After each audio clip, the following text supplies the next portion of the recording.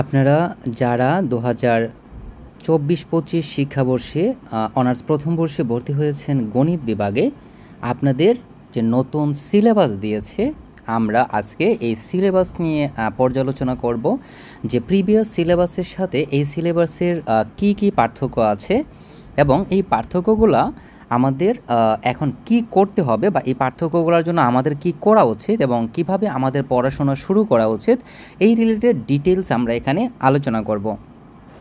তো last syllabus পরিবর্তন হয়েছিল 2014 সালে, আর এখন হচ্ছে 2025। তার মানে দীর্ঘ 11 বছর পরে জাতীয় বিশ্ববিদ্যালয়ের নতুন সিলেবাস পরিবর্তন করেছে। প্রথম বর্ষে একটা মেজর সাবজেক্ট ব্যতীত বাকি সবগুলো মেজর সাবজেক্টের অলমোস্ট সব কিছুই পরিবর্তন করে ফেলেছে, বাট সমস্যা নয়, আমরা একেবারে ডিটেলস বিষয়গুলোকে জানার চেষ্টা করব। তো আমি আছি আপনাদের সাথে Sudipta Das, founder of pi math club. So আপনারা যে কোনো তথ্য বা যে কোনো প্রয়োজনে আমাদের ফেসবুক পেজ অথবা আমাদের ওয়েবসাইটে বা আমাদের হোয়াটসঅ্যাপ নাম্বারে যোগাযোগ করতে পারেন যে কোনো তথ্যের জন্য। আচ্ছা, তো চলুন আমরা বিষয়গুলোকে আগে একটু একটু করে আমরা শুরু করি। তো প্রথম বিষয় হচ্ছে এখানে আপনাদের লাস্ট অর্থাৎ এই বছর যারা 2023-24 শিক্ষাবর্ষে আছে তাদের মেজর সাবজেক্ট ছিল 4টা। মেজর মানে এগুলো হচ্ছে মৌলিক সাবজেক্ট, কিন্তু এই বছর মেজর সাবজেক্ট হয়ে গেছে 3টা এবং 2টা সাবজেক্টকে মিলে একটা সাবজেক্ট করা হয়েছে। মানে ব্যাপারটা হচ্ছে এরকম যে আগে আপনাদের মানে প্রথম বর্ষের যে মেজর সাবজেক্টগুলো সেগুলোর পরীক্ষা হতো 75 মার্কসের পরীক্ষা হতো, বাট এই বছর থেকে এইগুলো 100 মার্কসের পরীক্ষা হবে। অর্থাৎ আগে যেগুলোর মধ্যে মার্কস ছিল 75, এই বছর হচ্ছে সেগুলো 100। তো প্রতি 25 মার্কসে হচ্ছে ক্রেডিট 1 করে। সো যখন 75 মার্কসের পরীক্ষা হবে তখন সেটা হচ্ছে 3 ক্রেডিট, অর্থাৎ আপনার এটা 3 ক্রেডিট হিসেবে কাউন্ট হবে। আর 100 মার্কসের পরীক্ষা মানে হচ্ছে 4 ক্রেডিট, ঠিক আছে। আবার যেগুলো 50 মার্কসের পরীক্ষা সেগুলো হচ্ছে 2 ক্রেডিট।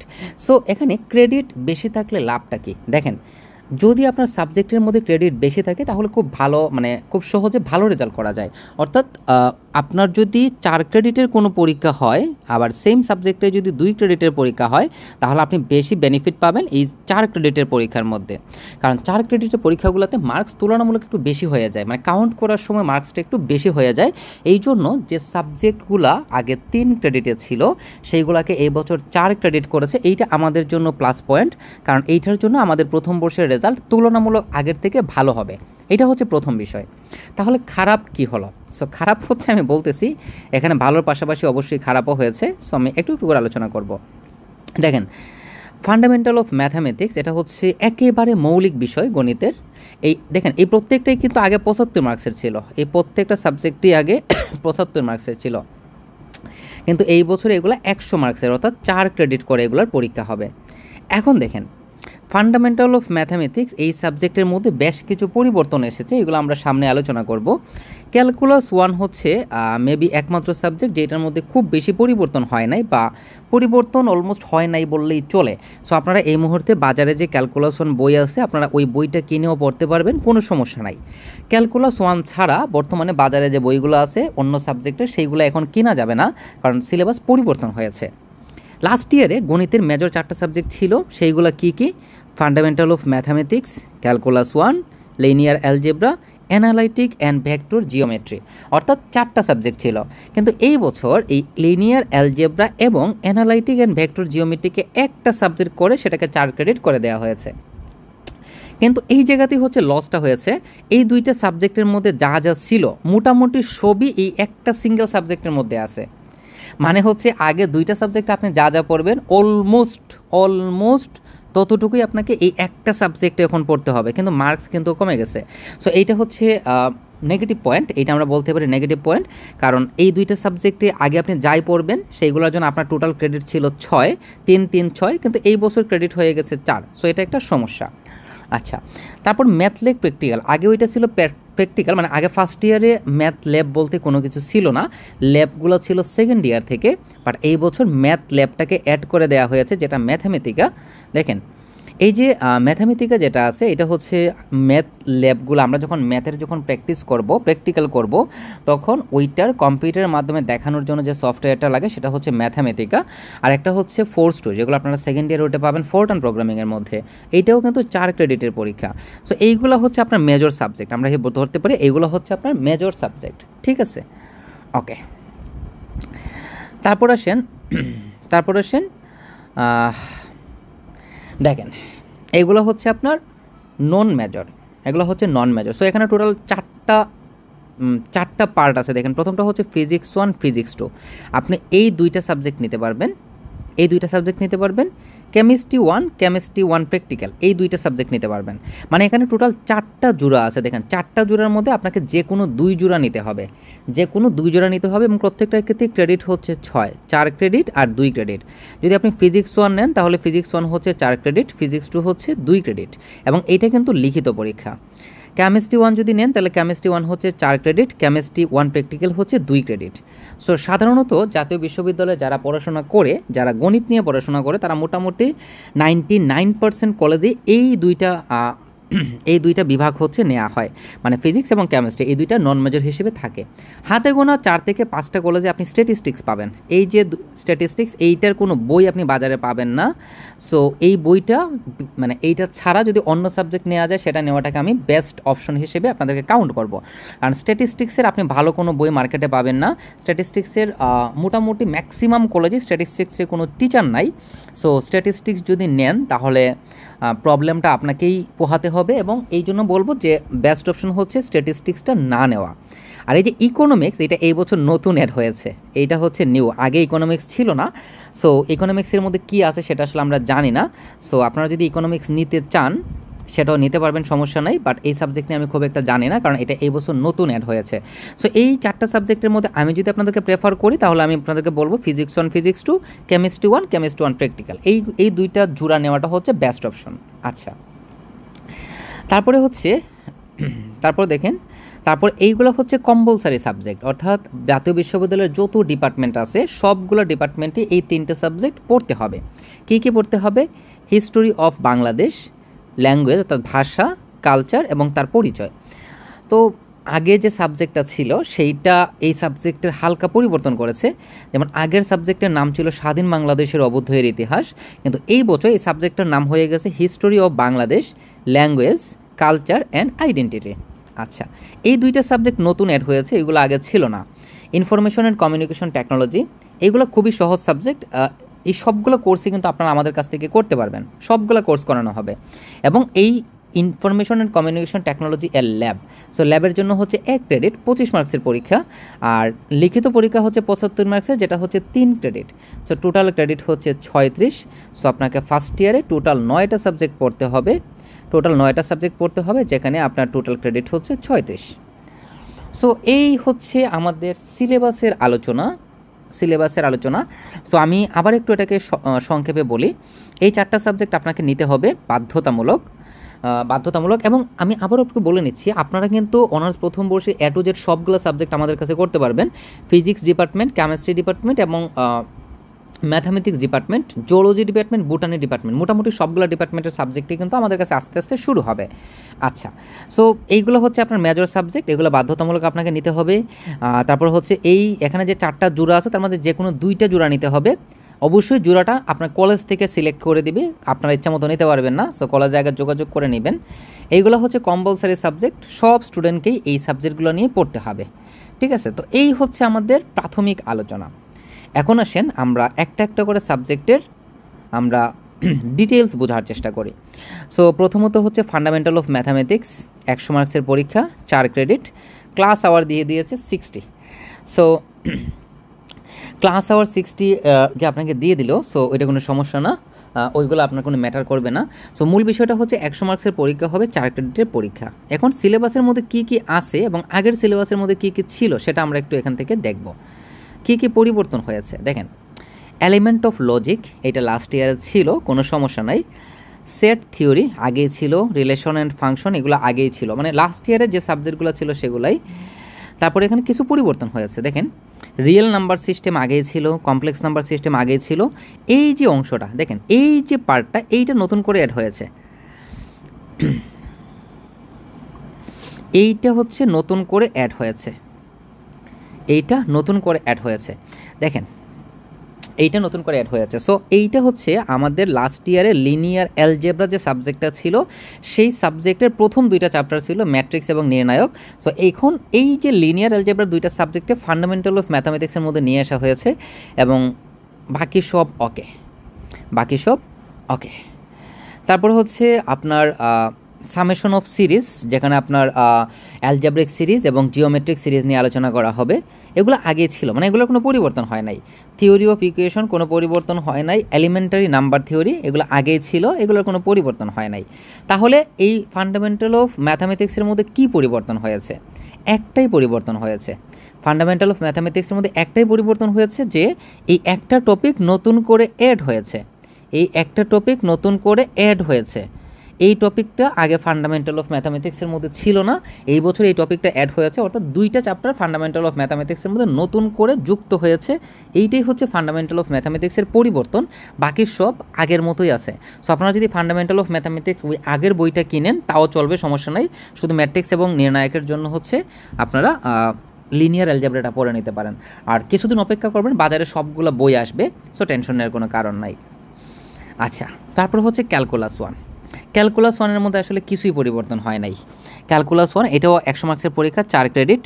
আর এই ক্যালকুলাস 1টা আমাদের কোর্স শুরু হয়ে গেছে, সো আপনারা ভর্তি হয়ে যেতে পারবেন। সো দেখেন, প্রথমত হচ্ছে গ্রাফ, লিমিট অ্যান্ড কন্টিনিউটি অর্থাৎ অবিচ্ছিন্নতা এবং অন্তরীকরণযোগ্যতা। তারপর হচ্ছে অন্তরীকরণ, differentiation, application of differentiation, integration, তারপর হচ্ছে application of integration, parametric and polar curve, তারপর হচ্ছে improper integral, approximation and series. তারপর আছে এই যে বিষয়গুলো, এইগুলো হচ্ছে আমাদের ক্যালকুলাস 1-এর মধ্যে আছে, এইগুলো হচ্ছে আমাদের ক্যালকুলাস 1-এর মধ্যে আছে। এখন ক্যালকুলাস 1-এর মধ্যে কি পরিবর্তন হয়েছে আমরা একটু এইটা নিয়ে আলোচনা করব, যে ক্যালকুলাস 1-এর মধ্যে কি পরিবর্তন হয়েছে। আসলে কিছুই পরিবর্তন হয় নাই। দেখেন এখানে যে গামা এবং বিটা ফাংশন, এটা এখানে অ্যাড করে দেওয়া হয়েছে। মানে সহজ বিষয় হচ্ছে যে ক্যালকুলাস 1-এ আসলে আহামরি কিছুই পরিবর্তন হয় নাই। আগের বই কিনে আপনারা যদি পড়েন সেইটাও চলবে। এগুলো পরিবর্তন হলেও খুবই রেয়ার, মানে 19-20 পরিবর্তন হয়েছে, যেটা কোনো আসলে এফেক্ট করবে না। সমস্যা হচ্ছে এই সাবজেক্টের মধ্যে। দেখেন আগে লিনিয়ার অ্যালজেব্রা একটা সাবজেক্ট ছিল, অ্যানালাইটিক অ্যান্ড ভেক্টর জিওমেট্রি আরেকটা সাবজেক্ট ছিল। এখন এই সাবজেক্টের নাম হয়ে গেল linear algebra and analytic geometry. So দুইটা মিলে হচ্ছে এখন একটা। সো কী কী পরিবর্তন হয়েছে আমরা একটু দেখি। সো দেখেন, সিস্টেম অফ লিনিয়ার ইকুয়েশন, এইটা লিনিয়ার অ্যালজেব্রা এর টপিক। তারপর হচ্ছে ভেক্টর ইন আর.এন অ্যান্ড সি.এন, অর্থাৎ বাস্তব জগৎ এবং কাল্পনিক জগতে হচ্ছে ভেক্টর, এইটাও লিনিয়ার অ্যালজেব্রার টপিকস। ভেক্টর স্পেস, এইটাও হচ্ছে লিনিয়ার অ্যালজেব্রা এর টপিক। তিনটি হচ্ছে লিনিয়ার অ্যালজেব্রা এর টপিক। আচ্ছা, তারপরে লিনিয়ার ট্রান্সফরমেশন, এইটাও হচ্ছে লিনিয়ার অ্যালজেব্রা এর টপিক। আইগেন মান, আইগেন ভেক্টর, এইটাও হচ্ছে লিনিয়ার অ্যালজেব্রা এর টপিক। তার মানে আগে আপনার যে লিনিয়ার অ্যালজেব্রা সাবজেক্টটা ছিল, ওই সাবজেক্টের প্রথম দুইটা চ্যাপ্টার যদি আমরা বাদ দিই, একটা হচ্ছে ম্যাট্রিক্স আর একটা হচ্ছে ডিটারমিনেন্ট, অর্থাৎ ম্যাট্রিক্স এবং নির্ণায়ক, এই দুইটা চ্যাপ্টার ছাড়া বাকি যতগুলো চ্যাপ্টার আছে সবগুলো হচ্ছে আপনার থেকে গেছে। আর এই দুইটা সাবজেক্ট ফান্ডামেন্টাল অফ ম্যাথামেটিক্সের মধ্যে নিয়ে নেওয়া হয়েছে। এখন আসেন ভেক্টর জিওমেট্রিতে কী কী আনা হয়েছে। Two dimensional geometry, 3 dimensional geometry, এগুলো আগেই ছিল, কোনো পরিবর্তন হয় নাই। সো এখন দেখেন, এখন আপনার কাছে মনে হতে পারে যে 2 ডাইমেনশনাল এবং 3 মাত্র দুইটা চ্যাপ্টার। না রে ভাই, এখানে দুইটা চ্যাপ্টার না, দেখেন কী কী আছে। ট্রান্সফরমেশন অফ কোঅর্ডিনেটস একটা chapter, pair of straight line একটা চ্যাপ্টার, তারপর দেখেন, তারপর হচ্ছে সেকেন্ড ডিগ্রি ইকুয়েশন আরেকটা চ্যাপ্টার, তারপর আছে আপনার স্ট্রেইট লাইন আছে, তারপর আছে আপনার ভেক্টর আছে, তারপর আছে আপনার কনিক্স আছে, মানে সবগুলো এখানে অ্যাড করে দেওয়া হয়েছে 2D এর মধ্যে। এখানে দেখেন 3D এর মধ্যে, 3 ডাইমেনশনাল মানে হচ্ছে 3D, এইটার মধ্যে কী কী অ্যাড করা হয়েছে। এটার মধ্যে অ্যাড করা হয়েছে যে 3 ডাইমেনশনাল কার্টেসিয়ান কোঅর্ডিনেটস, তারপর প্লেন অ্যাড করা হয়েছে, স্ট্রেইট লাইন অ্যাড করা হয়েছে, তারপর হচ্ছে আপনার স্পেয়ার অ্যাড করা হয়েছে অর্থাৎ গোলক, কনিকয়েড অ্যাড করা হয়েছে। তার মানে মোটামুটি মনে করেন আগে যা যা ছিল অলমোস্ট সবগুলাই কিন্তু থেকে গিয়েছে, যেটাকে একটার মধ্যেই নিয়ে আসা হয়েছে। সো এই হচ্ছে আপনার linear algebra and analytic geometry. তারপর এটা হচ্ছে প্র্যাকটিক্যাল ম্যাথল্যাব। সো ম্যাথল্যাবের মধ্যে কী কী পড়ানো হবে এইটার একটা সিলেবাস দেওয়া হয়েছে এবং এটার মার্কটাকে আলাদা করে দেওয়া হয়েছে যে এক্সাম হবে 3 মার্কসে, 3 ঘন্টার 70 মার্কস, ক্লাস টেস্ট হবে 20 মার্কসের, এবং ল্যাব নোটবুক অর্থাৎ আপনারা যে অ্যাসাইনমেন্টটা জমা দেবেন সেইটার মধ্যে হচ্ছে 5 মার্ক, আর অ্যাটেন্ডেন্সের মধ্যে হচ্ছে 5 মার্কস, টোটাল হচ্ছে 100 মার্কস, এবং সবগুলোই আপনাকে কিন্তু ঠিকঠাকভাবেই কিন্তু আনসার করতে হবে। আর এখানে সিলেবাস দেওয়া আছে, এগুলো নিয়ে ডিটেলস সামনে আলোচনা করা হবে। ফিজিক্স 1-এর মধ্যে খুব বেশি একটা পরিবর্তন হয়নি, আগে যেমন ছিল তেমনই, আপনারা আগের সিলেবাসটা দেখে নিতে পারেন, এগুলোতে খুব বেশি একটা পরিবর্তন হয় নাই। তারপরে হচ্ছে ফিজিক্স 2, ফিজিক্স 1, ফিজিক্স 2, কেমিস্ট্রি 1, এগুলোতে আসলে খুব বেশি একটা পরিবর্তন হয় নাই, মানে অলমোস্ট আগে যেমন ছিল তেমনই রয়ে গেছে। 19-20 পরিবর্তন হলেও আসলে আমি খুব ভালো একটা এই বিষয়টা বুঝি না, ফিজিক্স কেমিস্ট্রি যেহেতু আমি পড়াই না, বাট আমাদের কোর্স আছে, আমরা ফিজিক্স কেমিস্ট্রি নিয়েও খুব দ্রুত একটা আলোচনা করব যে কী কী পরিবর্তন হয়েছে, কী কী পরিবর্তন হয়েছে। স্ট্যাটিস্টিক্স, তারপর হচ্ছে এগুলোর প্রত্যেকটারই সিলেবাস দেওয়া হয়েছে, আপনারা সেখান থেকে অবশ্যই দেখে নিতে পারবেন, সিলেবাসটা দেখে নিতে পারবেন। তারপর হচ্ছে কেমিস্ট্রি 1, খুব বেশি পরিবর্তন হয় নাই এই সাবজেক্টগুলোতে। সো এই হচ্ছে কেমিস্ট্রি 1, এই সাবজেক্টগুলো আপনাকে পড়তে হবে, আমরা একটু দেখে নিচ্ছি শর্টকাটে, আমরা দেখে নিচ্ছি। তারপর আছে কেমিস্ট্রি 1 প্র্যাকটিক্যাল। সো এখানে অনেকগুলো প্র্যাকটিক্যাল আছে যেগুলো আপনাকে করতে হবে, 2 ক্রেডিটের পরীক্ষা। তারপর হচ্ছে হিস্টোরি অফ বাংলাদেশ। তো হিস্টোরি অফ বাংলাদেশের টোটাল নতুন একটা সাবজেক্ট, আগের সাবজেক্টটা কিন্তু এখন নাই, টোটালি পরিবর্তন হয়ে গিয়েছে।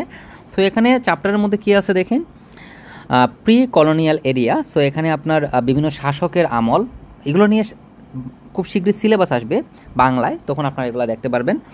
তারপর আছে আপনার কলোনিয়াল এরা, এটাও পড়তে হবে যে 18 থেকে 19 সেঞ্চুরিতে কী কী ঘটেছিল এখানে। তারপর রয়েছে হাফ অফ 20 সেঞ্চুরি, 20 শতকের প্রথম অর্ধেক। তারপর হচ্ছে পোস্ট পার্টিশন এরা অর্থাৎ 1947 থেকে 1971। তারপর হচ্ছে বাঙালি আইডেন্টিটি, বাঙালিদের পরিচয়, এগুলো নিয়ে পড়তে হবে। তারপর 1971 সাল, এবং আরেকটা হচ্ছে যে মাস আপস্প্রিং টিল 2024 পর্যন্ত যা যা ঘটনা ঘটেছে, যে এখানে কিন্তু এই যে 2024 সালে মুভমেন্টটাও এখানে অ্যাড করে দেওয়া হয়েছে, যেটাকে আমরা জুলাই আন্দোলন বলি, জুলাই আন্দোলনও সিলেবাসের মধ্যে অন্তর্ভুক্ত করা হয়েছে। সো এগুলো খুবই গুরুত্বপূর্ণ। তারপর হচ্ছে এই সব বিষয়ে আপনাকে পড়তে হবে। তারপরে এথনিক গ্রুপ অর্থাৎ যারা কি আছে, উপজাতি নিয়ে পড়তে হবে। তারপর হচ্ছে কালচারাল হেরিটেজ, তারপর হচ্ছে মডার্ন ট্রান্সফরমেশন, এই সবগুলো নিয়ে পড়তে হবে। তবে এই সাবজেক্টটা আপনাদের জন্য খুবই গুরুত্বপূর্ণ, কারণ এই সাবজেক্ট থেকে আপনারা চাকরির পরীক্ষাতে অনেক প্রশ্ন পাবেন। চাকরির পরীক্ষাতে এই টপিক থেকে প্রশ্ন আসে, এটা কিন্তু খুবই গুরুত্বপূর্ণ একটা টপিক ভাই। আচ্ছা, তারপর হচ্ছে ইনফরমেশন আর কমিউনিকেশন টেকনোলজি, এই সাবজেক্টটা নতুন অ্যাড হয়েছে। সো এখানে কি কি আছে দেখেন, কি অ্যাকচুয়ালি আছে। আচ্ছা, প্রথমত এখানে বলা হয়েছে যে introduction of information and communication technology এবং কম্পিউটার সিস্টেম, মানে ইনফরমেশন অ্যান্ড কমিউনিকেশন টেকনোলজি পরিচয় নিয়ে এখানে আলোচনা করা হয়েছে, এবং কম্পিউটার সিস্টেম নিয়ে প্রথমে আলোচনা করা হবে। তারপর হচ্ছে কম্পিউটারের হার্ডওয়্যার, সফটওয়্যার, এগুলো নিয়ে আলোচনা করা হবে। আমি আবারও বলে রাখছি, আপনারা কিন্তু আমাদের এখান থেকে সবগুলো কোর্সে ভর্তি হতে পারবেন, অর্থাৎ ফার্স্ট ইয়ারে আপনাদের যে 9টা সাবজেক্ট আছে, অলমোস্ট আমরা সবগুলো সাবজেক্টে এই বছর আপনাদেরকে পড়াবো। সো আপনারা এখন থেকে আমাদের কোর্সগুলোতে ভর্তি হয়ে যেতে পারবেন, এবং যে কোনো কিছু জানতে আপনারা আমাদের ওয়েবসাইটে যোগাযোগ করতে পারেন, ওয়েবসাইট থেকে সরাসরি আমাদের কোর্সে ভর্তিও হতে পারবেন, অথবা আমাদের ফেসবুক পেজে যোগাযোগ করেন, অথবা আমাদের ইউটিউব চ্যানেলও আপনারা দেখতে পারেন। তারপর এখানে সফটওয়্যার নিয়ে আলোচনা করা হয়েছে। তারপর ওয়ার্ড প্রসেসিং অ্যাপ্লিকেশন, যেটাকে আমরা মাইক্রোসফট ওয়ার্ড বলি, এইটা নিয়ে আলোচনা করা হয়েছে। তারপর হচ্ছে স্প্রেডশিট অ্যাপ্লিকেশন বলতে আমরা মাইক্রোসফট এক্সেলকে বুঝি। তারপর আছে আমাদের প্রেজেন্টেশন অ্যাপ্লিকেশন মানে হচ্ছে মাইক্রোসফট পাওয়ার পয়েন্ট, মানে এই বিষয়গুলো খুবই দরকার আসলে এই বর্তমান যুগে। সো এগুলো থাকাটা খুবই গুরুত্বপূর্ণ একটা বিষয়।